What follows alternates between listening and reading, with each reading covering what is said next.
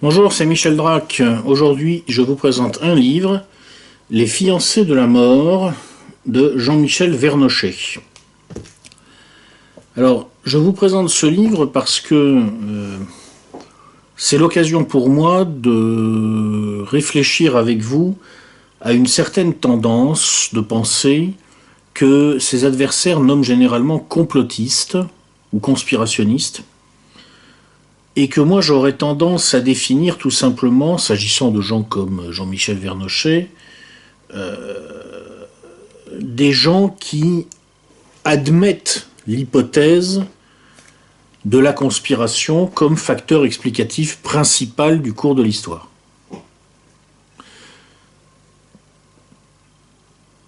Je dois parler de ça parce que je suis en train de préparer donc une prise de position sur la question de Daesh, de l'État islamique. Et inévitablement, la question de l'hypothèse, de l'existence, de la possibilité ou de la non-possibilité de la conspiration comme facteur explicatif principal va être posée. Donc c'est intéressant de partir du travail de Jean-Michel Vernochet, qui est quelqu'un qui creuse ces affaires-là sérieusement, pour intégrer ses enseignements, opérer aussi une critique de son discours, de façon à pouvoir prendre appui sur ce discours et sur la critique de ce discours pour l'intégrer dans la prise de position que je ferai dans quelques semaines sur la question de l'État islamique. Alors d'abord, que dit M. Vernochet? Je vais résumer son propos à très grands traits. Il nous explique en substance que le choc des civilisations n'est pas quelque chose d'automatique entre pays distincts, puisque les frontières régulent les relations entre les civilisations. Ce qui est historiquement vrai. À certaines époques, certaines civilisations sont entrées en conflit, à d'autres époques, elles ne sont pas entrées en conflit. Ça dépend, ça n'est pas automatique. Parfois ça se produit, parfois pas. En revanche, continue M. Vernochet, c'est à peu près automatique lorsqu'on a des populations communautarisées, parfois artificiellement, qui sont mises en présence les unes des autres sur le même territoire.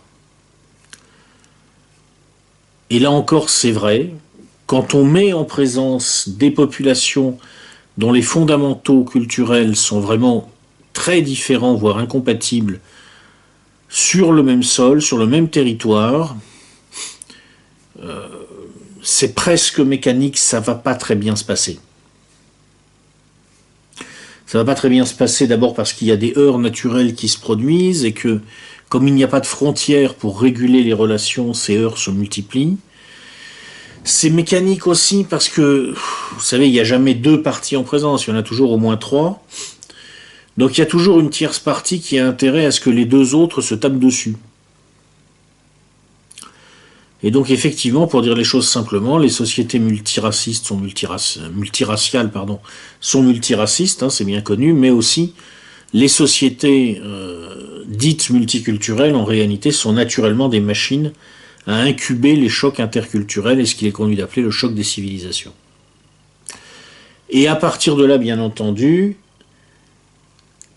ce choc peut ramifier partout à travers le monde, là où les civilisations en question sont aussi en présence sur le même sol.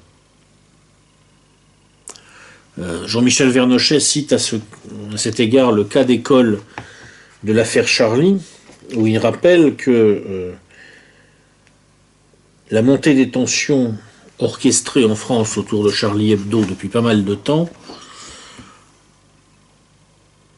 a engendré des contre-chocs à travers le monde qui ont provoqué des montées des tensions dans d'autres pays.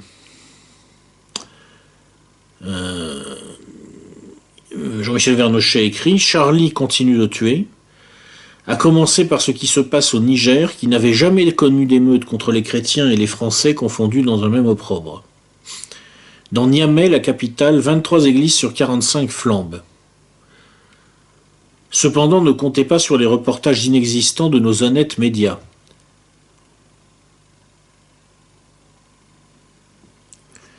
Voilà, c'est-à-dire qu'en janvier 2015, vous avez un attentat contre Charlie Hebdo, attentat sur lequel il y aurait énormément de choses à dire. Et d'ailleurs, Vernochet en parle longuement. Et cet attentat donne lieu à une hyper-médiatisation planétaire de l'affaire des caricatures. De là, on va avoir une intensification des tensions interreligieuses, y compris jusqu'à Niamey, où il va y avoir des églises qui vont brûler à cause de ça.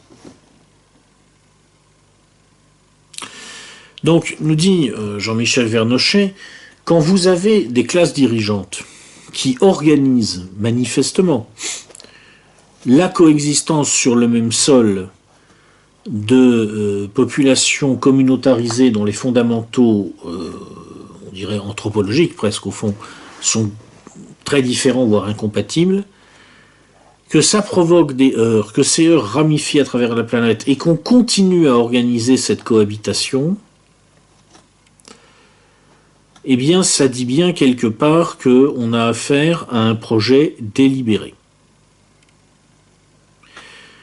Un projet délibéré, nous dit Jean-Michel Vernochet, qui est une guerre interconfessionnelle et intercommunautaire universelle, dans laquelle il voit le but des stratèges de la terreur globale. Alors si je fais la critique de son raisonnement, je dirais la chose suivante. Il donne une des interprétations possibles. Une autre interprétation est que les gens qui organisent ces migrations, en fait, ne font qu'organiser des phénomènes qu'ils ne maîtrisent pas. Soit parce qu'ils veulent donner le change et donner l'impression qu'ils organisent alors qu'ils subissent, soit parce qu'ils se disent au fond ça sera moins grave si nous les organisons, si nous les anticipons, plutôt que si nous les laissons se dérouler spontanément. Une troisième interprétation est qu'ils espèrent que, en quelque sorte, passé une phase de crise initiale, on entrera dans un état différent du système où les populations se mélangeront et où, en quelque sorte, on aura dépassé le stade du choc des civilisations pour aller vers le stade du rendez-vous des civilisations, pour parler comme Emmanuel Todd. Ça fait trois interprétations, trois schémas interprétatifs possibles. La volonté de déclencher le choc des civilisations, ou le fait qu'en fait on n'y peut rien, ou le fait qu'on espère qu'on va dépasser le choc des civilisations à partir d'un certain point. Alors, mon opinion personnelle, c'est que compte tenu de la façon dont les choses se passent, compte tenu de ce qu'on sait en particulier sur l'organisation des flux migratoires de cette fameuse grande vague de migrants qui nous est arrivée en 2014-2015, je renvoie à ma note de lecture sur le travail du blogueur Strat Diplo. Compte tenu du fait que je pense honnêtement que des gens normalement constitués ne doivent pas s'attendre à ce que la coexistence débouche facilement sur une synthèse, bon, disons que l'hypothèse avancée par Jean-Michel Vernochet est de très loin la plus probable. De très très loin. Cela dit, il faut noter, dans un souci de précision, que la démonstration n'est pas imparable. Elle entraîne l'adhésion compte tenu de sa très forte probabilité, mais elle ne constitue pas une certitude absolue dans tous les cas. Alors, ensuite se pose évidemment la question de savoir si cette guerre interconfessionnelle et intercommunautaire universelle est le but des stratèges qui organisent une sorte de chaos généralisé. Qui sont ces stratèges? Alors, l'identification chez Jean-Michel Vernochet est assez ambiguë et elle dépend un peu des moments, je dirais, dans son livre, qui est un recueil d'articles, de travaux, rédigés sur la longue période. Le premier doit dater, je crois, de 2002 ou 2003, quelque chose comme ça, et le dernier date de l'an dernier, quelque chose comme ça. Donc ça, il y a une longue période. Enfin, il y a quelques constantes. Il y a des références très fréquentes au lobby pro-Israël, qui nous dit, M. Vernochet, qui cherche à nous faire épouser ses propres querelles. C'est-à-dire, évidemment, on voit très bien que l'orchestration d'un choc entre chrétienté et islam peut intéresser un lobby pro-Israël qui veut que la chrétienté soutienne, enfin la chrétienté, l'Occident en fait, soutienne Israël contre le monde arabe. C'est effectivement une interprétation possible. Et on sait, par un certain nombre d'exemples, que fournit, entre autres d'ailleurs M. Vernochet, que c'est manifestement en partie le cas. C'est un des facteurs explicatifs. M. Vernochet relève aussi le rôle des pouvoirs occidentaux qui peuvent utiliser le chaos pour pousser les populations à se regrouper sous l'autorité légitime.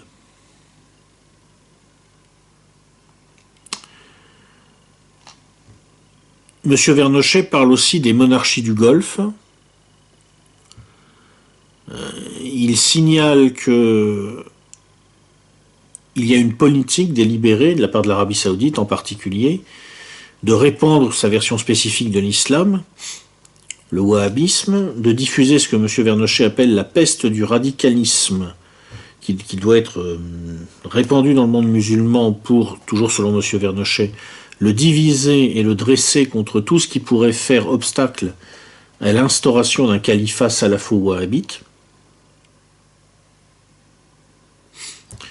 Et M. Vernochet relève d'ailleurs aussi dans ce cadre-là une collusion de moins en moins cachée entre Riyad et Tel Aviv. Deux puissances, Arabie Saoudite et Israël, qui ont des ennemis en commun, en particulier l'Iran, et donc potentiellement des intérêts en commun. Bon. Et puis, à partir de là, M. Vernochet extrapole pour esquisser un schéma global. Il s'agirait, selon lui, de semer le chaos pour récolter la moisson du pouvoir planétaire, je cite. Le mécanisme est le suivant. D'abord, semer le chaos. Donc, détruire les structures non maîtrisées par le pouvoir et qui peuvent fédérer les individus. Donc, essentiellement, les familles, les nations, les religions non maîtrisées par le pouvoir. Obtenir ainsi une masse d'individus atomisés, faciles à manœuvrer, leur faire accepter un état de guerre permanent et donc un état d'exception qui devient la règle, et donc déstabiliser pour stabiliser, ce qui est la formule même de la stratégie de l'attention. Jean-Michel Vernochet, à l'issue de son trajet, reformule, d'ailleurs il faut le dire de manière assez précise et exacte, la définition classique de la stratégie de l'attention telle qu'elle a été comprise depuis que les Italiens, à la fin des années 70, début des années 80, ont un peu mieux réalisé ce qu'on leur avait fait en réalité. Alors, il illustre ça, non pas en faisant référence à l'Italie des années de plomb, mais plutôt à la psychologie particulière des nihilistes russes. Il voit dans les djihadistes des agents qui vont venir exaspérer le chaos créé par les flux migratoires et la dislocation des frontières civilisationnelles, et il pense que ces djihadistes sont à l'écroulement en fait de la spiritualité musulmane authentique, à sa chute dans l'idéologie, l'équivalent de ce que les nihilistes russes ont été en leur temps à la chute de l'espérance chrétienne dans l'idéologie communiste et anarchiste.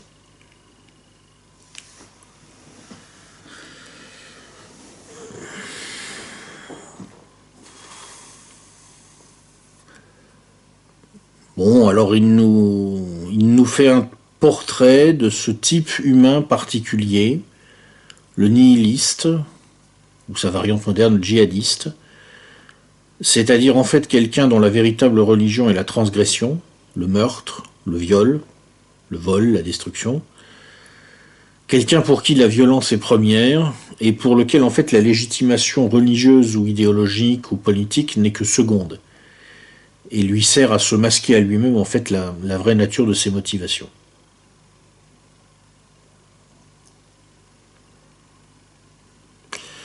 Alors tout ça tient la route, c'est-à-dire que on voit très bien que le schéma général évoqué par Jean-Michel Vernochet renvoie manifestement en partie aux faits. Personne ne peut réellement croire que les hurluberlus fous furieux de Daesh sont j'allais dire, des musulmans normaux. Parce que déjà, pour commencer, c'est pas des gens normaux. Bon, j'ai fréquenté un certain nombre de musulmans dans ma vie. Ils avaient des qualités et des défauts, comme tout le monde. Mais a priori, ils considéraient pas que leur religion, quand elle allait consister à égorger quelqu'un devant une caméra, en s'imaginant en plus poser un acte de dévotion. Bon. Semblablement, on voit bien que ce genre de siphonné est instrumentalisable par des centrales de renseignement, est instrumentalisable par toutes sortes d'acteurs en fait qui eux ne sont pas fous du tout et qui poursuivent leurs intérêts bien compris. Et on sait que c'est le cas. On le sait. Bon. Je vais en parler après. Jean-Michel Vernochet analyse un certain nombre de cas d'école. L'affaire Mohamed Merah, par exemple, ce genre de choses. Et on voit très bien que ce qu'il dit correspond à une réalité. Il y a bien deux types d'acteurs dans le jeu. Des fous furieux, pulsionnels, soi-disant religieux, en réalité des psychopathes, et derrière d'autres psychopathes d'une certaine façon, mais d'un autre type, des psychopathes très organisés, eux, et qui instrumentalisent les fous furieux pour leurs intérêts propres. Là où le discours de Jean-Michel Vernochet, à mon avis, présente un élément de faiblesse, c'est que, ok, une fois qu'il a posé le schéma global, en fait, il ne répond pas vraiment à la question de savoir qui sont les stratèges. Et en particulier, je trouve qu'il y a dans son discours un déficit d'analyse des rapports de force à l'intérieur de l'ensemble formé par les stratèges potentiels, par les utilisateurs potentiels de la folie djihadiste. Donc le schéma global qu'il évoque renvoie manifestement à la réalité, mais c'est un peu rapide de nous expliquer que ce qui va fédérer tout ça, c'est, comme nous le dit M. Vernochet,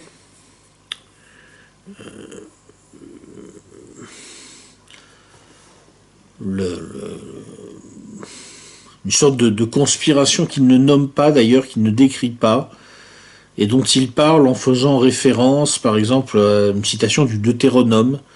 « Tous les peuples que le Seigneur ton Dieu te livre, tu les dévoreras », pour nous expliquer que l'objectif, au bout du compte, c'est la domination d'un peuple prêtre sur les nations. Ouais. Bon, j'ai envie de lui dire, bon, mais si vous pensez que ce sont des réseaux juifs, ou disons juifs israéliens, ou disons sionistes, qui organisent tout ça, dites-le. Dites-le. Enfin, je veux dire, en particulier, ce n'est pas antisémite de considérer que cette hypothèse peut être avérée. L'antisémitisme, ça consiste à dire que par hypothèse, les juifs, parce qu'ils sont juifs, seraient membres de cette hypothétique conspiration. Ça c'est de l'antisémitisme, effectivement.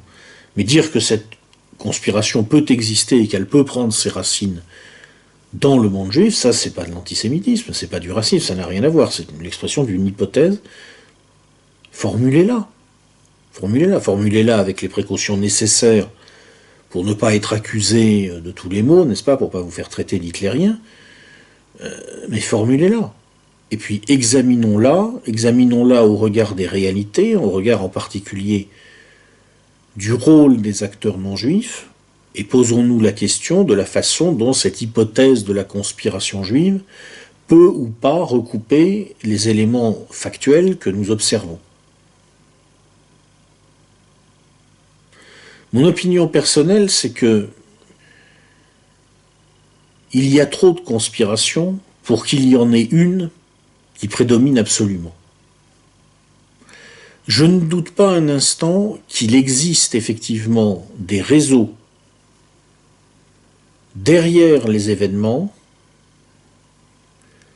et je ne doute pas un instant que parmi ces réseaux, quelques-uns des plus puissants prennent leur origine dans le monde juif. C'est absolument évident. Personne de sensé ne peut nier en particulier le noyautage partiel, mais quand même bien avancé, de l'appareil d'État américain par les milieux pro-Israël. C'est absolument évident. Pour autant, on ne peut pas résumer la terreur globale à ces seuls milieux, à ces seuls réseaux. Les monarchies du Golfe ne sont pas juives, que je sache.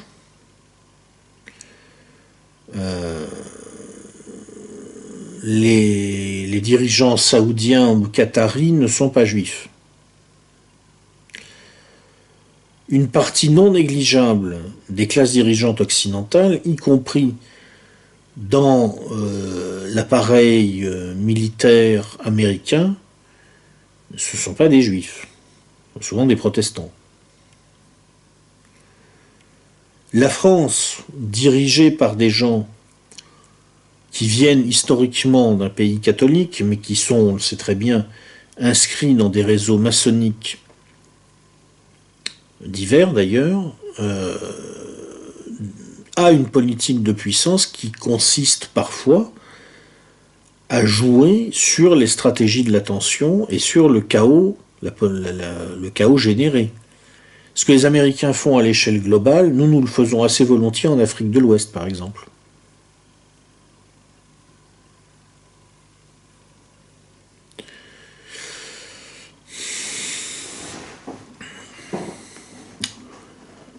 La France-Afrique n'est pas un réseau très juif. Il y a des juifs dedans, mais c'est un réseau qui utilise beaucoup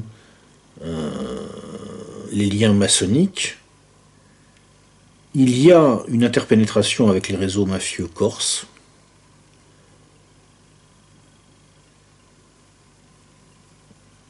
On est assez loin du monde juif.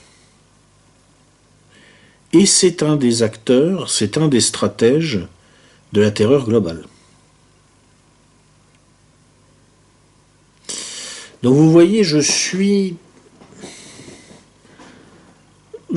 d'accord avec Jean-Michel Vernochet pour dire que, évidemment, le schéma global qu'il pose exprime une partie de la réalité, mais je regrette qu'il n'opère pas une analyse plus méthodique, plus ouverte, des réseaux d'influence qui peuvent s'inscrire dans ce schéma. On ne peut pas s'en sortir avec une citation du Deutéronome. Il faut parler des faits et essayer de les analyser.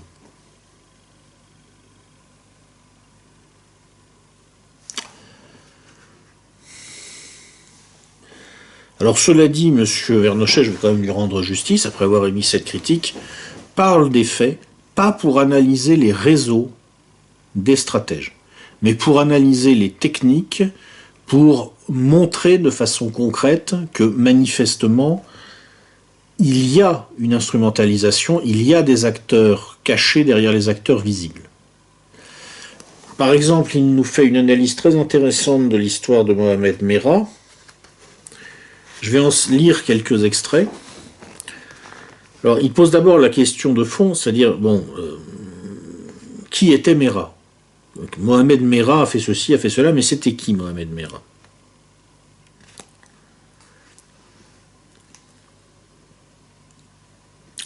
Et en particulier, est-ce qu'il a pu faire tout ce qu'on lui dit qu'il a fait tout seul, ou est-ce qu'il bénéficiait d'un réseau de soutien, et lequel?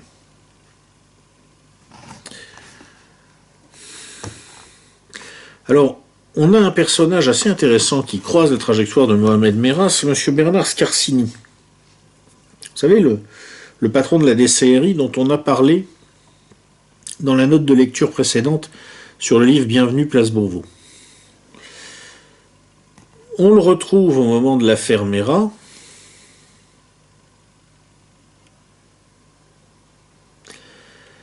Et on le retrouve parce qu'il y a beaucoup d'indices qui laissent penser que, en fait, Mohamed Merah était un agent de la DCRI. D'abord, ce qu'on ne comprend pas très bien, c'est le trajet de Merah dans les années qui précèdent les attentats, son attentat. Il est en principe en décembre 2007, il est incarcéré en France et il y reste jusqu'en septembre 2009. Or, on voudrait nous dire qu'à cette époque, il s'est rendu au Proche-Orient. Alors, on voudrait savoir, à moins d'avoir le don d'ubiquité, il ne peut pas être en même temps dans une prison en France et au Proche-Orient. Bon, admettons, on ne sait pas très bien, bon, ok. Ce qui est encore plus curieux, c'est que il est passé, semble-t-il, en Syrie et en Israël. Or, ça n'est pas possible. En tout cas, c'est pas possible avec le même passeport, parce que à cette époque-là, si vous avez un tampon syrien sur votre passeport, vous ne rentrez pas en Israël. Si vous avez un tampon israélien, vous ne rentrez pas en Syrie. Or, il n'a officiellement qu'un seul passeport, qui n'est d'ailleurs pas un passeport français, semble-t-il. C'est un passeport algérien, si ma mémoire est bonne, ou marocain. Non, je crois que c'est algérien. Oui, c'est algérien. Le seul passeport valable dont disposait Mohamed Merah était apparemment algérien, délivré par le consulat de Toulouse en juillet 2005 et renouvelé le 20 mars 2010. Quant au passeport français de Merah, délivré en 1998 à Toulouse, lorsque celui-ci était âgé de 9 ans, il avait expiré en avril 2008 sans être renouvelé. Donc voilà un type qui n'a qu'un seul passeport, en plus un passeport algérien, et il peut aller en Syrie puis en Israël. Étrange. Assez étrange, normalement c'est pas possible. On découvre aussi au fil de son parcours qu'il était en relation suivie avec un fonctionnaire régional, auquel manifestement il servait d'informateur, puisque il a déclaré à ce policier, au cours du siège, « De toute façon, je devais t'appeler pour te dire que j'avais des tuyaux à te donner, mais en fait, j'allais te fumer. »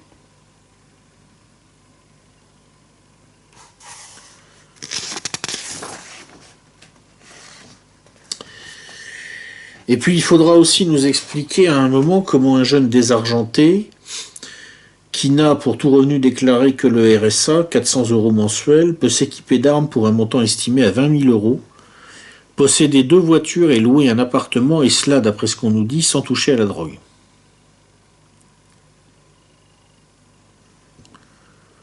Débrouillard, le père Merah.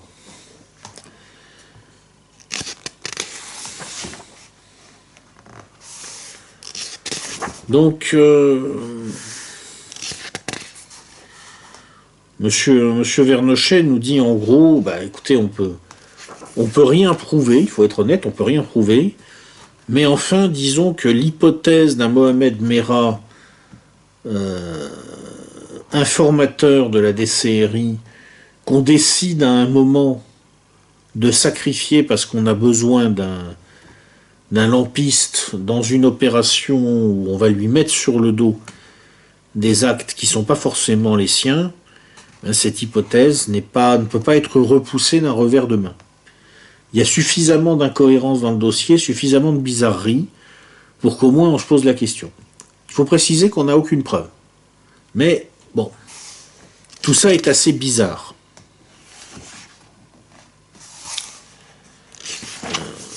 Monsieur Vernochet nous parle aussi longuement de l'affaire Charlie.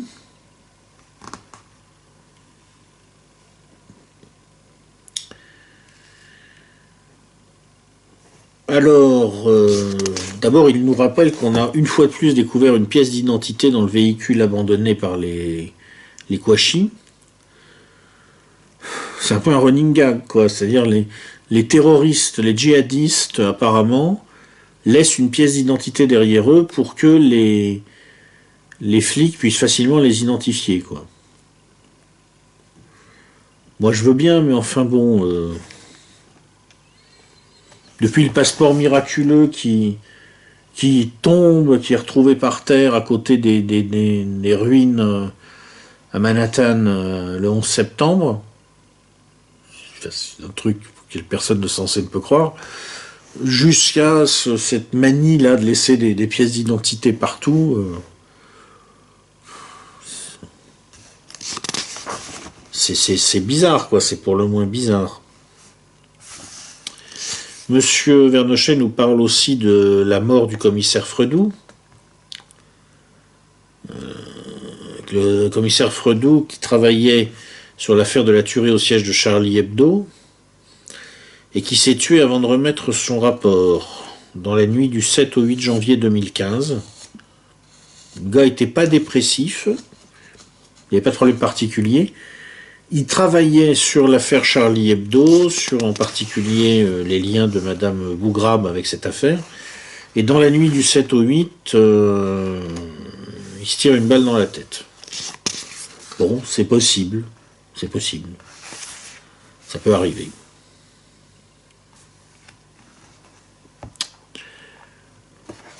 Voilà. Bon, j'ai parcouru très très sommairement le travail de Monsieur Vernochet. Je ne peux pas rentrer plus dans le détail parce que c'est une petite note de lecture rapide. Alors, qu'est-ce que j'en pense en synthèse? En synthèse, j'en pense que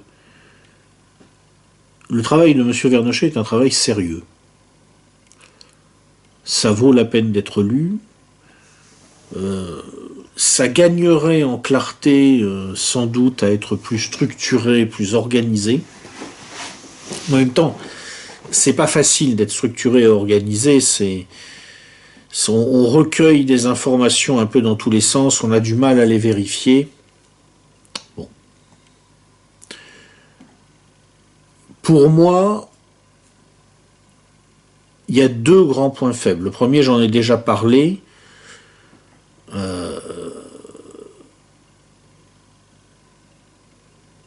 Ça n'est pas le tout d'esquisser un schéma global d'instrumentalisation du chaos.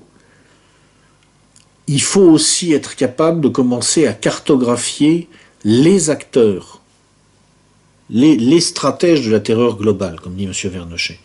Or ça, c'est le point faible de son travail, alors que ça devrait être le cœur du sujet. C'est-à-dire que normalement, la question de savoir si le terrorisme est instrumentalisé ne se pose pas. Les gens sérieux ne se posent pas la question. Oui, évidemment. La question de savoir si Daesh est un acteur instrumentalisé ne se pose pas. Oui, évidemment. Ça ne veut pas dire qu'il est nécessairement complètement maîtrisé, comme le dit d'ailleurs, le rappelle M. Vernochet, pour contrôler des frappadingues de cette ampleur, c'est pas facile. Hein. Mais bien évidemment, oui, c'est instrumentalisé. Bien évidemment, il y a des acteurs invisibles, d'ailleurs de moins en moins invisibles, derrière les acteurs visibles de la terreur. C'est même pas une question. C'est même pas une question. Le simple bon sens le dit. Vous pensez bien que des psychopathes désorganisés,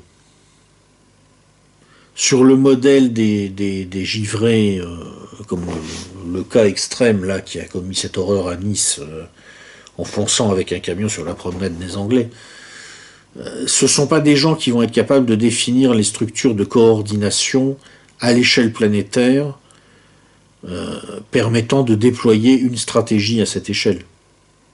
Il y a des gens qui les utilisent, il y a des gens qui les téléguident. Et vous pensez bien que les gens qui les téléguident sont ceux qui ont à la fois les moyens et intérêt à le faire, et effectivement, là on va retrouver les vrais acteurs géostratégiques. C'est bien évident. Donc tout ça, c'est pas une question, je veux dire, le sujet n'est pas là. Le sujet, c'est, et c'est pour ça que j'ai choisi de parler de ce bouquin-là, le sujet, c'est ça. Les stratèges de la terreur globale. Et ce que je regrette dans le livre de M. Vernochet, si vous voulez, c'est la taille du titre, Les fiancés de la mort, et la taille du sous-titre, et les stratèges de la terreur globale. Moi, j'aurais voulu, en fait, que ça soit le contraire, qu'il y ait un titre comme ça sur les stratèges de la terreur globale, et puis en dessous un petit sous-titre, et les fiancés de la mort. Parce que c'est là qui est la vraie question. Et on ne s'en tire pas avec une citation du Deutéronome. C'est un peu plus compliqué que ça. Voilà, ça c'est, pour moi, c'est le premier point faible. Et le deuxième point faible, qui est d'ailleurs lié au premier, qui est le point faible récurrent, je trouve, de tous les gens qui creusent un peu cette histoire, cette question de l'hypothèse de la conspiration. L'hypothèse des conspirations, d'ailleurs, on peut mettre un pluriel.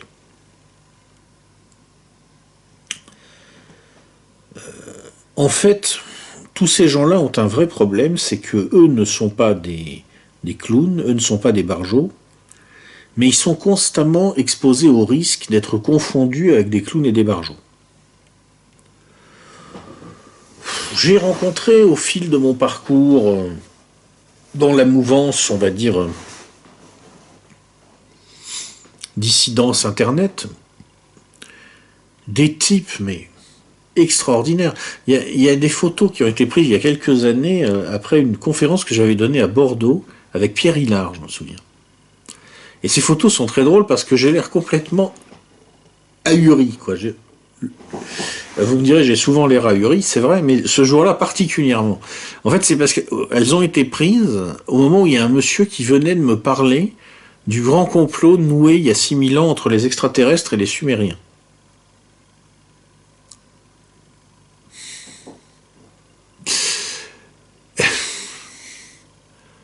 Ouais. Voilà. Donc vous avez ce genre de choses dans le circuit. Vous avez des gens comme ça qui ont besoin de trouver des explications presque merveilleuses, presque miraculeuses, parce que la complexité du monde, en fait, les terrifie. Et des gens comme Jean-Michel Vernochet sont constamment menacés d'être assimilés à ce genre de dingue. Et le point faible, finalement, c'est que un auteur comme Jean-Michel Vernochet ou des gens comme ça, je veux dire, là j'ai pris Vernochet, mais j'aurais pu en prendre d'autres, hein, j'aurais pu prendre Soral, j'aurais pu en prendre d'autres. Ils prêtent le flanc à cet amalgame parce que tout simplement cette mouvance ne s'est pour l'instant pas dotée d'un cadre épistémologique stable et sérieux. C'est-à-dire que ce sont des gens qui n'ont pas construit la méthode de leur méthode.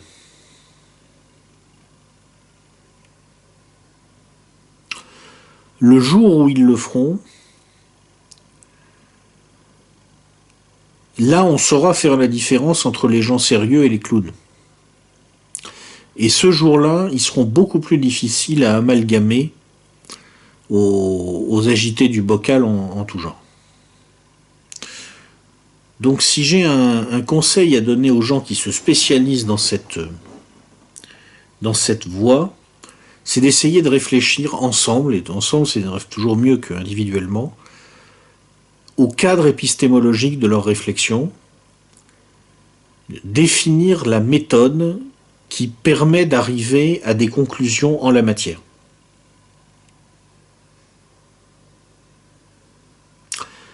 Voilà. Voilà ce que j'en pense.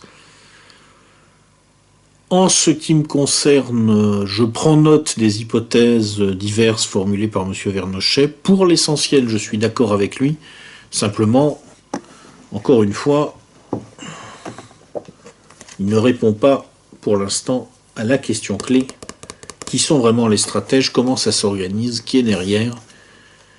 Ça, c'est ce que je veux faire par mon travail de réflexion sur la question de l'État islamique. C'est pour ça qu'on a commencé par des ouvrages universitaires comme l'anatomie de l'État islamique de M. Fichy de la Neuville et de M. Hahn, ou l'histoire politique de l'islam de M. Nabil Mouline.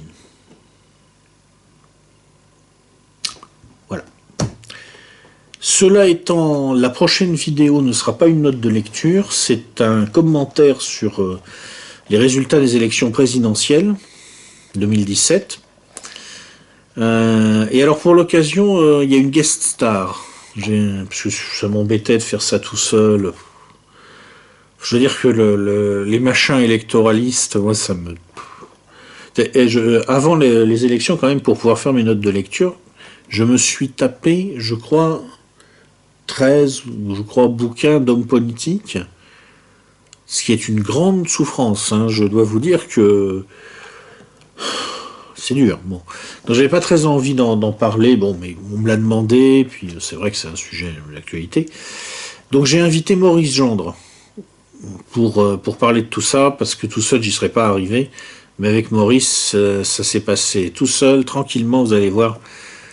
On va bien s'amuser en étudiant un petit peu les chiffres des élections présidentielles 2017, qui ont donc vu la victoire de notre grand leader charismatique, le magnifique, le grandiose Emmanuel Macron. Ah, il nous manquait plus que ça. Bon. Et après, je ferai une note de lecture sur ce livre, Dysgénisme, de M. Richard Lynn, dans le cadre de la série de notes de lecture que je fais pour préparer une prise de position sur le racisme anti-blanc. Voilà. J'ai fini, j'espère que je ne vous ai pas trop noyé dans les détails, c'est toujours le problème quand on parle de ces histoires. Et je vous dis à bientôt.